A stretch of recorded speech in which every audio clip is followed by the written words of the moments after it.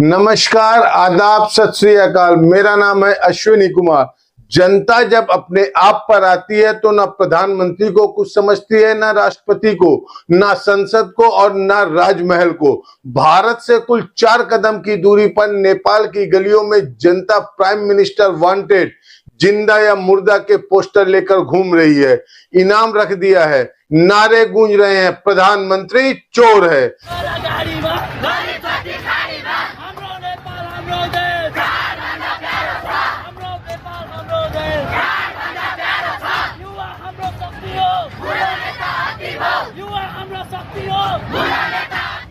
जिस प्रधानमंत्री को लग रहा था कि 18-20 साल के लड़के और लड़कियां रील देखने में व्यस्त हैं, उन्होंने संसद पर धावा बोल दिया। इस पीढ़ी को जेन जेड कहते हैं। यह पीढ़ी बदनाम है कि इसे दुनिया के बारे में कुछ खबर नहीं है, लेकिन इस गलतफहमी में आज ओली सरकार को हिलाकर रख दिया है। प्रधानमंत्री केपी शर्मा ओली से लेकर राष्ट्रपति रामचंद्र पौडेल और उपराष्ट्रपति राम सहाय यादव तक भागते फिर रहे।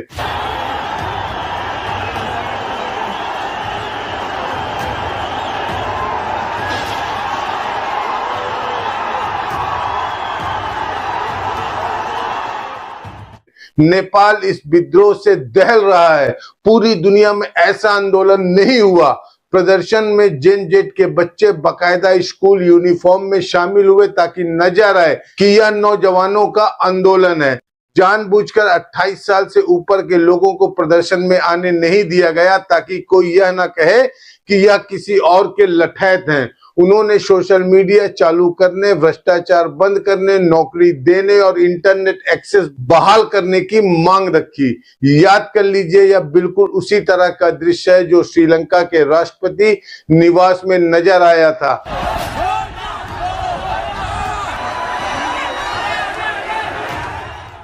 या फिर बांग्लादेश के प्रधानमंत्री निवास में नजर आया था।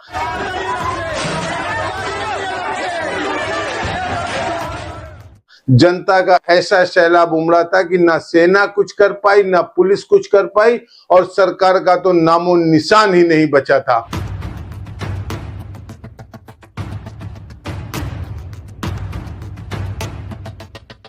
पुलिस ने प्रदर्शनकारियों को रोकने के लिए आंसू गैस के गोले दागे, पानी की बौछार की, कई राउंड फायरिंग भी की। इसके अलावा कई लोग घायल भी हुए, लेकिन प्रदर्शनकारी टस से मस होने को तैयार नहीं।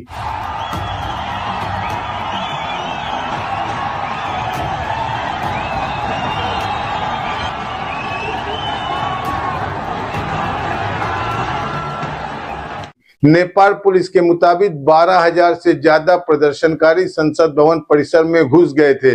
उन्होंने संसद के गेट नंबर 1 और 2 पर कब्जा कर लिया था। हम फिर याद दिला रहे हैं कि यह स्कूली छात्र छात्राओं का आंदोलन है। आनंद फानंद में संसद भवन, राष्ट्रपति भवन, उपराष्ट्रपति निवास और प्रधानमंत्री आवास के आसपास के इलाकों में कर्फ्यू लगा दिया गया। सेना को तैनात कर दिया गया। काठमांडू के प्रमुख इलाकों में भी सेना मार्च करने लगी, लेकिन इसका कोई असर प्रदर्शनकारियों पर नहीं पड़ा।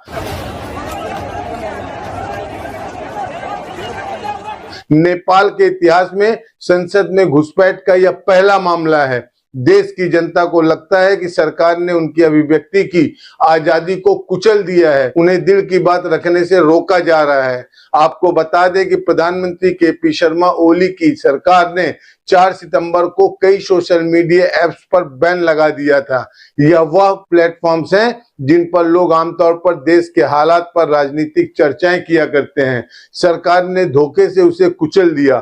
फिर क्या था, हजारों जनजेड लड़के लड़कियां काठमांडू समेत नेपाल के कई शहरों में सड़क पर उतर पड़ी।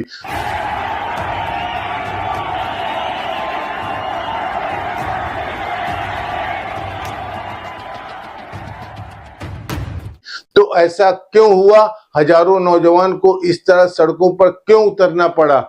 एक लाइन में कहें तो गोदी मीडिया। नेपाल की सरकार भ्रष्टाचार के गंभीर आरोपों में घिरी हुई है। लोगों के पास नौकरी नहीं है। इन आरोपों को दबाने के लिए उसने मीडिया पर नकेल कसनी शुरू की। टेलीविजन चैनलों और अखबारों को उसने गोदी मीडिया बना लिया, कुछ को लालच देकर और कुछ को धमकाकर। वह सरकार के भोंपू में तब्दील हो गए। जनता के असली मुद्दे न दिखाने और अखबारों ने छापने बंद कर दिए। इसकी प्रतिक्रिया में पुराने पत्रकारों, छात्रों, अध्यापकों, कार्यकर्ताओं और वकीलों ने यूट्यूब, फेसबुक, ट्विटर, रेडिट जैसी सोशल मीडिया प्लेटफॉर्म पर अपनी बात रखनी शुरू की। सरकार कुछ भी करके इस सोशल मीडिया पर लगाम नहीं कस पा रही थी। इससे तंग आकर उसने एक फार्मूला निकाला। सूचना मंत्रालय ने नोटिस जारी किया कि सभी प्लेटफॉर्म को सरकार के पास अपना रजिस्ट्रेशन करवाना होगा। इन प्लेटफॉर्म्स को नेपाल के संचार और सूचना प्रौद्योगिकी मंत्रालय ने रजिस्ट्रेशन के लिए 28 अगस्त से 7 दिन की समय सीमा दी थी। यह समय सीमा 2 सितंबर को खत्म हो गई।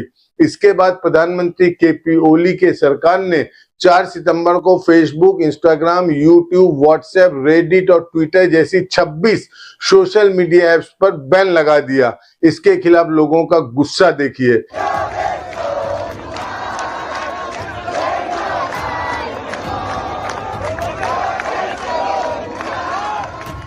इसमें सबसे आगे थे 20 साल से लेकर 25 साल तक के नौजवान। यहां तक कि स्कूली छात्र और छात्राएं भी इस आंदोलन के समर्थन में सड़कों पर उतर पड़ी। इसमें आम जनता भी जुड़ती चली गई और सबने मिलकर गोदी मीडिया, सोशल मीडिया पर बैन, भ्रष्टाचार और आर्थिक मंदी को लेकर सरकार के खिलाफ मोर्चा खोल दिया।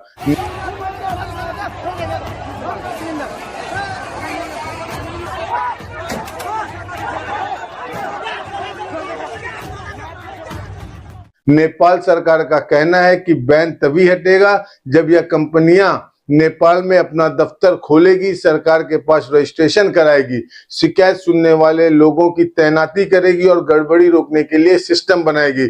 सरकार का कहना है कि टिकटॉक और वाइबर ने सरकार की बात मान ली, इसलिए हमने उन पर बैन नहीं लगाया। लेकिन यूट्यूब, फेसबुक, व्हाट्सएप और ट्विटर जैसी बड़ी कंपनियां इसे नहीं मान रही हैं। लेकिन जनता इस बात से गुस्सा नहीं है। जनता इस बात से खफा है कि मीडिया हमारी बात करने को तैयार नहीं है, वास्तविक मुद्दे उठाने को तैयार नहीं है। नतीजा हमें सोशल मीडिया प्लेटफॉर्म पर जाना पड़ा और जिन प्लेटफॉर्म्स पर हम अपनी बात कर रहे थे उसे भी आपने बंद कर दिया। यह हरगिज मंजूर नहीं है।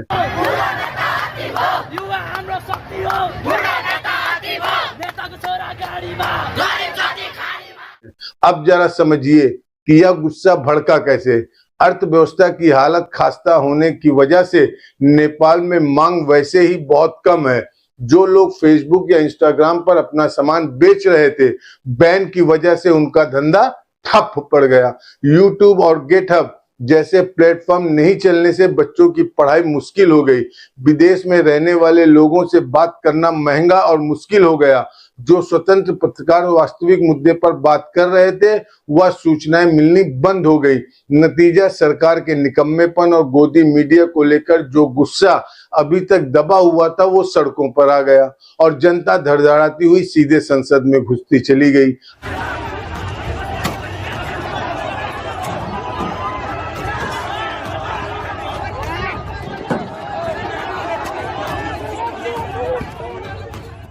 अब समझिए कि आंदोलन इतना बड़ा कैसे हो गया। सरकार ने टिकटॉक पर बैन नहीं लगाया था, लोगों ने इसी प्लेटफॉर्म पर वीडियो डालकर आंदोलन शुरू कर दिया।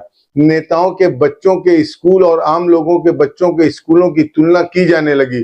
नेताओं के घरों, गाड़ियों और आम लोगों की गरीबी की तुलना की जाने लगी। रिस्टोर ओवर इंटरनेट जैसे हैशटैग वायरल होने लगे।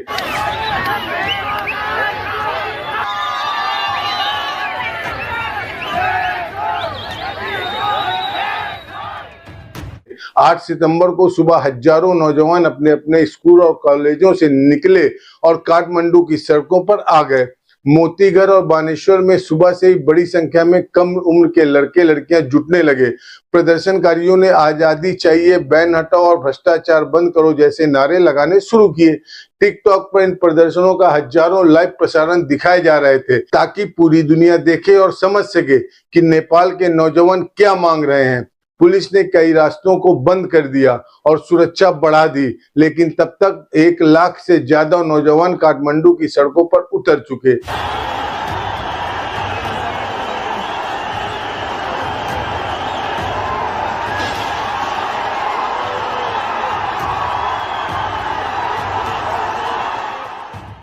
नेपाल की जनता ने एक सुर में कहा, हम अपने बच्चों और नौजवानों के साथ खड़े हैं। वो बिल्कुल ठीक कर रहे हैं। काठमांडू के मेयर बालेंद्र शाह ने कहा कि यह सही आंदोलन है।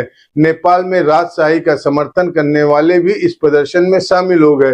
राष्ट्रीय स्वतंत्र पार्टी ने कहा कि सोशल मीडिया ऐप्स पर बैन लगाकर तानाशाही है, हम अपनी बात कहां करेंगे। नतीजा, सोशल मीडिया से बैन हटाने का दबाव बढ़ता जा रहा है। सरकार को डर है कि फिर से 28 मार्च 2025 जैसी घटना न घट जाए। उस रोष प्रदर्शन के दौरान हिंसा भड़क गई थी और 2 लोगों की जान चली गई थी। सैकड़ों लोग घायल हो गए थे। कहा जा रहा है कि इस आंदोलन ने नेपाल में बड़ा बदलाव हो सकता है। इसे सिर्फ सोशल मीडिया की बहाली की लड़ाई कहना भूल होगी। नई पीढ़ी अपनी सरकार से आजादी, ईमानदारी और अच्छा भविष्य चाहती है। गोदी मीडिया से मुक्ति चाहती है। वे झूठे वादों से तंग आ गई है।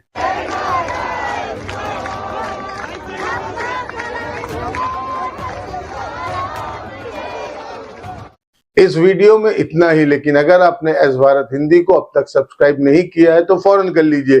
बेल आइकॉन दबाइए, घंटी जैसी आकृति लाइक कीजिए और कमेंट करके बताइए हमारा यह वीडियो आपको कैसा लगा। धन्यवाद। स्वतंत्र और आजाद पत्रकारिता का समर्थन कीजिए, सच में मेरा साथी बनिए। बहुत आसान है दोस्तों, इस सब्सक्राइब बटन को क्लिक करिए और हमारे चैनल को सब्सक्राइब करिए। साथ में बगल में बेल आइकॉन को दबाइए, जिससे हमारी हर खबर आप तक सबसे पहले पहुंच सके।